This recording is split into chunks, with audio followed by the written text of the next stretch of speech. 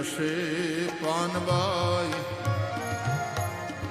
21,600 ને કાળ ખાશે.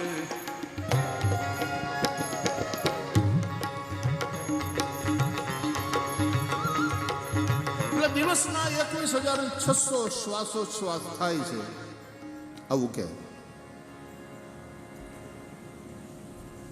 કલિસંતારણોપનિષદમાં કલિયુગના દોષોથી મુક્ત થઈ અને ભગવત પ્રાપ્તિ કરવા માટે મહામંત્ર બતાવ્યો. એ મહામંત્ર એટલે હરે રામ રામ રામ હરે હરે, હરે કૃષ્ણ કૃષ્ણ કૃષ્ણ હરે. દરરોજ આપણે કથાના પ્રારંભમાં મહામંત્ર 3 વાર હાથ ઊંચા કરીને બોલીએ છીએ કે હે પ્રભુ, આ કલિયુગની બધી ગંદકી દૂર થાય. અમે તમારી કથામાં બેઠા છીએ, અમારું મન તમારામાં લાગે નારાયણ. આ મહામંત્ર એમાં ભગવાનના 16 નામ છે.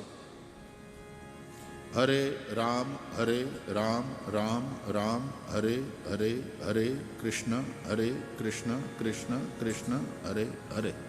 16 32 અક્ષર, 16 નામ.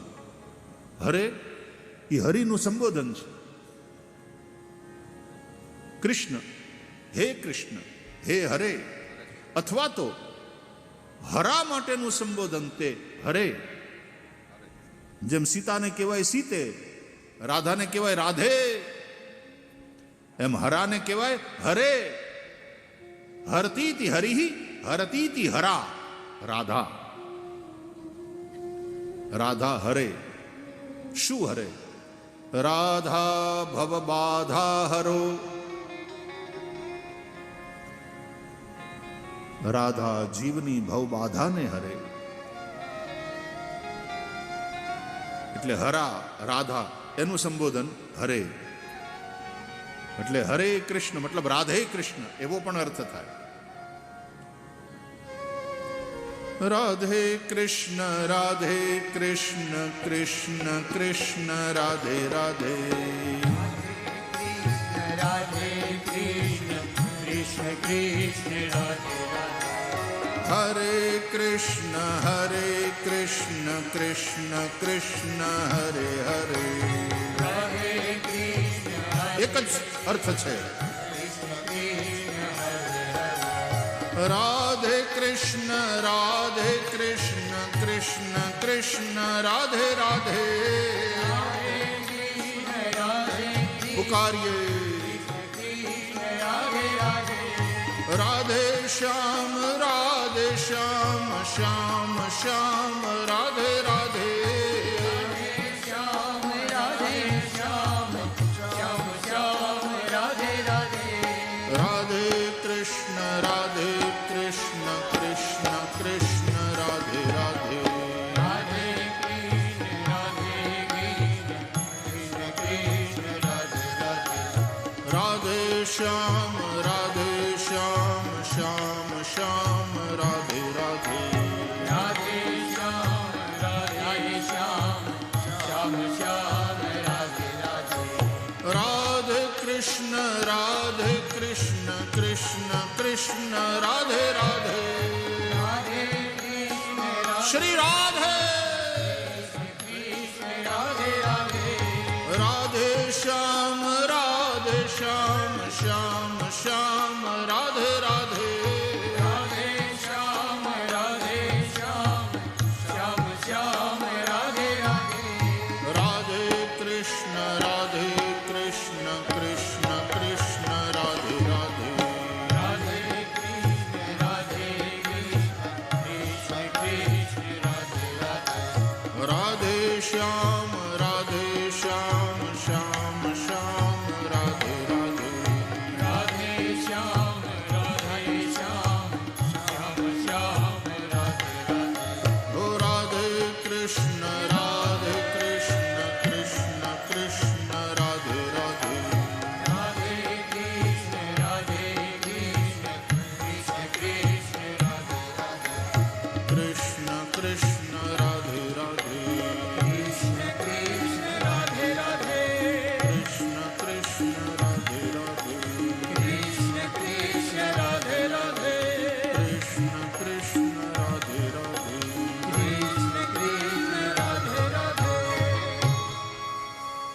તો હરા એટલે રાધા, હરા એટલે સીતા, હરે રામ, સીતા અને રામને સંબોધન છે. તો એ રીતે પણ તમે એનો અર્થ કરી શકો. પણ આ કલિસંતારણ ઉપનિષદનો મહામંત્ર છે હરે રામ, રામ રામ, હરે હરે, હરે કૃષ્ણ, કૃષ્ણ કૃષ્ણ, હરે હરે. અથવા તો હરિનું સંબોધન છે હરે. એટલે 3 જ નામ છે આમાં, આ મહામંત્રમાં ભગવાનના, અને એ નામથી ભગવાનને પોકાર કરવાનો છે. હરિ, કૃષ્ણ અને રામ, અથવા રામ, કૃષ્ણ અને હરિ. એટલે આ મહામંત્રનું મહારાષ્ટ્રના સંતોએ શોર્ટ ફોર્મ બનાવ્યું, કારણ કે આ 3 જ નામ છે.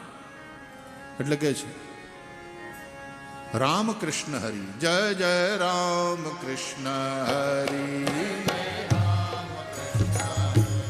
જય જય રામ કૃષ્ણ હરિ, જય જય રામ કૃષ્ણ હરિ, જય જય રામ કૃષ્ણ હરિ, જય જય રામ કૃષ્ણ હરિ, જય જય રામ કૃષ્ણ હરિ. તબલાની ગૂંજ ઓછી કરો. જય જય રામ કૃષ્ણ હરિ, જય જય રામ કૃષ્ણ હરિ, જય જય રામ કૃષ્ણ હરિ, જય જય રામ કૃષ્ણ હરિ,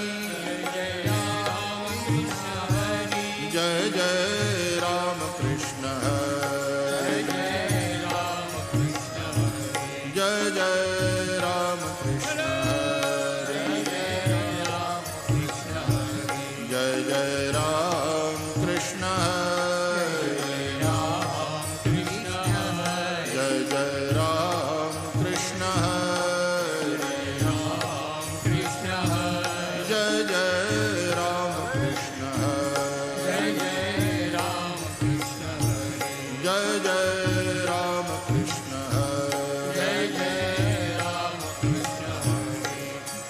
રામ કૃષ્ણ હરિ, જય જય રામ કૃષ્ણ હરિ, જય જય રામ કૃષ્ણ હરિ, જય જય રામ કૃષ્ણ હરિ,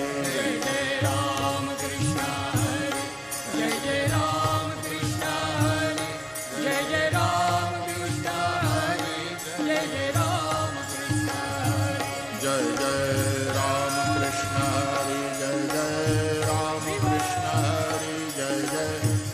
કૃષ્ણ હરિ, જય જય રામ કૃષ્ણ હરિ, જય જય રામ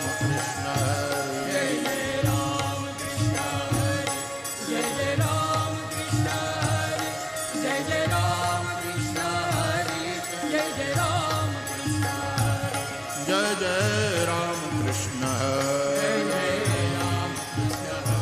જય જય રામ કૃષ્ણ હરિ.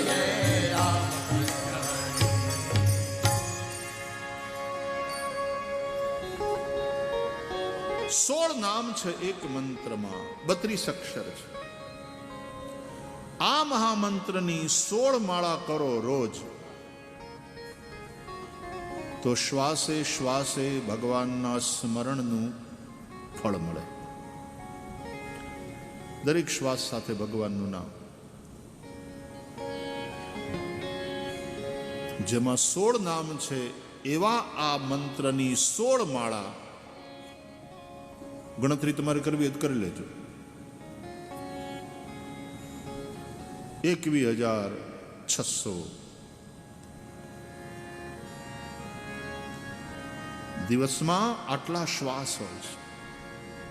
તો વાલા, શ્વાસ તો ખર્ચાય જ છે. તમારે કેવી રીતે ખર્ચવા? પૈસા તમારા ખિસ્સામાં છે. તમારે કેવી રીતે ખર્ચવા એ તમને છૂટ છે. કે ગાયને ચારો નાખો એ પૈસામાંથી, પક્ષીને ચણ નાખો, કોઈક ભૂખ્યાને ભોજન કરાવો, કે તમે પાણીપુરીને પાઉંભાજી ખાઈ જાઓ, કે દારૂ પીવો, તમારા હાથમાં છે. એમાં શ્વાસની સંપત્તિ તમારા હાથમાં છે અને એવરી મોમેન્ટ ખર્ચાઈ રહી છે. You can not stop. બહુ લાંબા સમય સુધી શ્વાસને જો ખર્ચવાનું બંધ ગુજરી જવાય, જીવતા જ ન રહીએ. જીવવું છે તો શ્વાસ ખર્ચાશે, પણ ક્યાં ખર્ચવા છે એ તમે નક્કી કરો. અત્યારે આપણા બધાના શ્વાસ કથામાં ખર્ચાઈ રહ્યા છે. આપણે ધન્ય છીએ. ક્ષણોત્રૈવ સુદુર્લભ વ્યાસ ભગવાન કહેતે. ભગવાનની કથામાં, સત્સંગમાં ગુજારેલી ક્ષણ દુર્લભ છે. યાદ રાખજો, ભગવાન દુર્લભ નથી, સંત દુર્લભ છે, સત્સંગ દુર્લભ છે.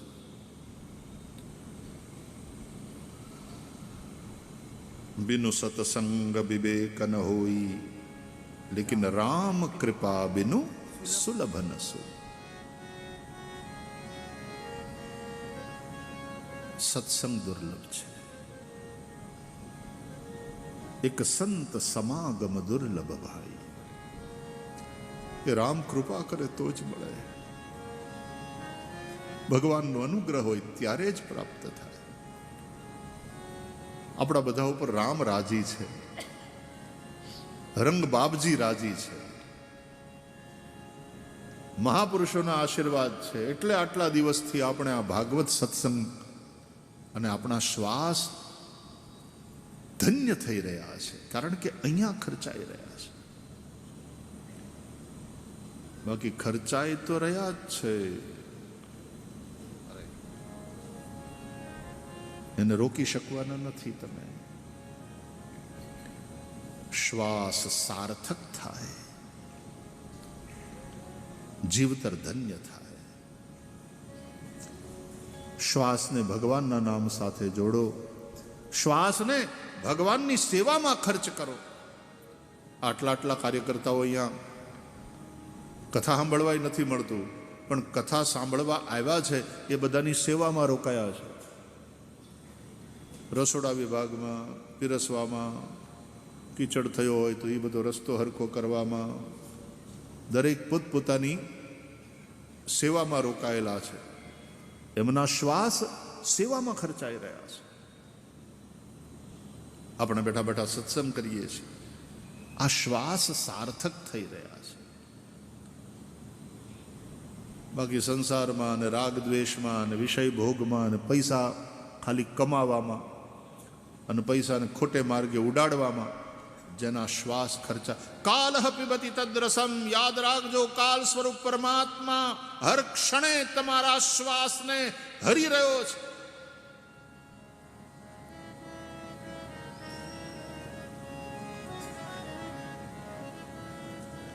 એને બદલે જો પૈસા ત્રણ રીતે તમારી પાસેથી આમ તો જાય ને. એક તો કોઈ હરી જાય, તમારી પાસેથી લઈ જાય. ચોર પણ હરી જાય, ખોટા માણસો કપટ કરીને તમારી પાસેથી હરી જાય. ઇન્કમ ટેક્સ વાળા લઈ જાય, ભરવો પડે ટેક્સ, પૈસા તો જાય, એ રીતે જાય. બીજું, કાળ સ્વરૂપ પરમાત્મા હરે છે આપણા શ્વાસને.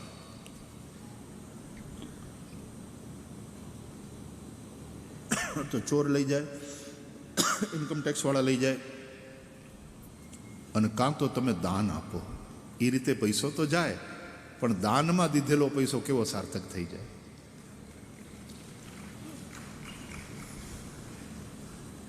એ ધન ધન્ય છે. ભોગ, યશ અને નાશ, ધનની ત્રણ ગતિ છે. યા તો ભોગવી લો, લહેર કરો, પૈસા છે તમારી પાસે. યશ યા તો દાનમાં દો, પરમાર્થમાં વાપરો.